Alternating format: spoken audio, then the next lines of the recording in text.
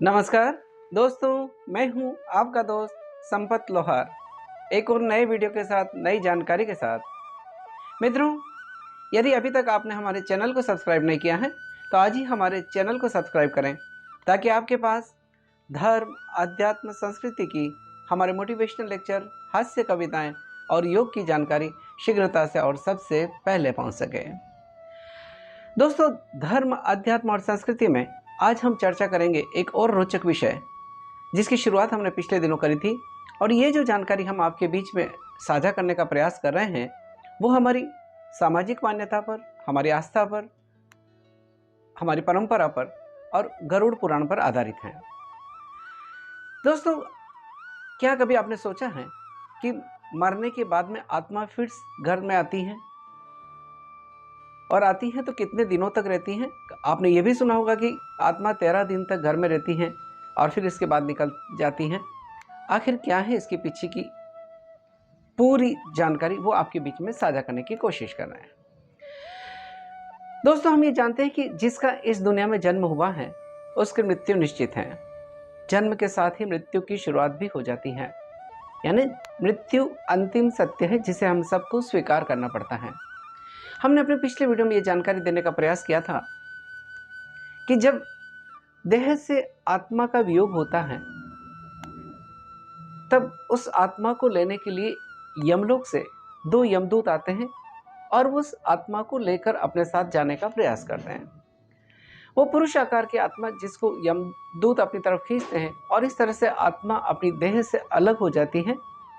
आत्मा को जब यमदूत यमलोक लेकर जाते हैं, तो ऐसा माना जाता है, ऐसा कहा जाता है, या गरुड़ पुराण में इसका जिक्र आता है कि आत्मा जब देह से निकलती है और उसके बाद में उसको यमदूत लेकर जाते हैं, यमदूत यमलोक लेकर जाते हैं, और यमलोक के मार्ग में जब यमलोक पहुंचने के बाद में आत्मा को, जीवात्मा को उसके कर्मों का लेखा जोखा बताया जाता है, और उसके बाद में 24 घंटे के भीतर फिर से आत्मा को आकाश मार्ग से उसके घर में छोड़ दिया जाता है, ऐसा जिक्र आता है।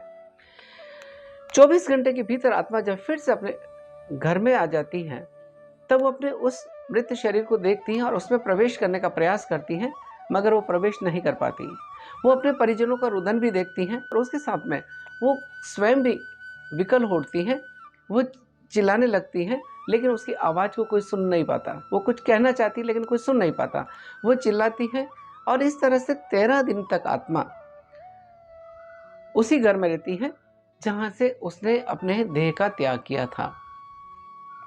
हमारे यहाँ जो परंपरा है कि 13 दिन तक जो आत्मा घर में रहती है, या हिंदू परंपराओं में जैसे हम जानते हैं कि जो पिंडदान किया जाता है, उसके पीछे का प्रयोजन भी यही है कि आत्मा मरने के बाद फिर से 24 घंटे के भीतर उस घर में आती है, और 13 दिन तक, यानी 13वें दिन तक, या मृत से दिन से 13 दिन तक उसी घर में रहती हैं।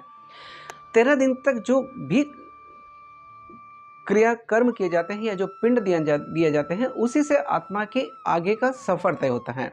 हमने आपको एक जानकारी देने का प्रयास किया था कि मृत लोक से लेकर यमलोक तक की जो दूरी है, वो है करीब 86,000 योजन, और आत्मा को वहां तक पहुंचने के लिए 247 योजन प्रतिदिन के हिसाब से अगर जाती है तो करीब 348 दिन लगते हैं। इसलिए जो 13 दिन तक आत्मा घर में रहती है, और 13वें दिन तक जो भी पिंडदान किया जाता है, आत्मा के निमित्त जो भी अशोच शोच कर्म किए जाते हैं, उसके बाद में आत्मा 13वें दिन फिर यमलोक के लिए प्रस्थान कर जाती है। लेकिन जिनका पिंडदान नहीं होता है, उस आत्मा को बड़ा कष्ट होता है। इसलिए हमारे हिंदू परंपराओं में पिंडदान का महत्व है। तो दोस्तों, एक जानकारी थी कि आत्मा मरने के 13 दिन के भीतर 13 दिन तक फिर उस घर में रहती है, और 13वें दिन वो यमलोक के लिए प्रस्थान कर जाती है।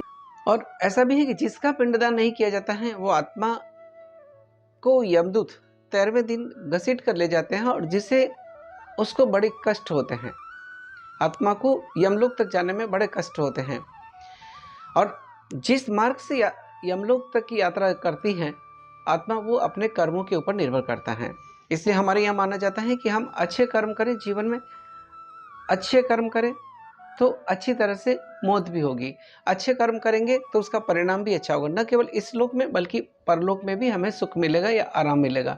तो हमें अपने जीवन में अच्छे कर्म करते रहना चाहिए और अच्छे कर्मों का परिणाम हमेशा अच्छा ही होता है। तो दोस्तों, ये छोटी सी जानकारी थी कि किस तरह से आत्मा 13 दिन तक हमारे घर में रहती है और फिर 13 दिनों बाद में वह यमलोक की ओर चली जाती है। क्या है पिंडदान का महत्व, क्यों पिंडदान किया जाता है, किस तरह से इस आत्मा को आगे जाने के लिए रास्ता तय होता है, वो हम आपको अगले वीडियो में जानकारी देने का प्रयास करेंगे कि जो हम पिंडदान करते हैं उसके पीछे का प्रयोजन क्या है, क्यों पिंडदान किया जाता है।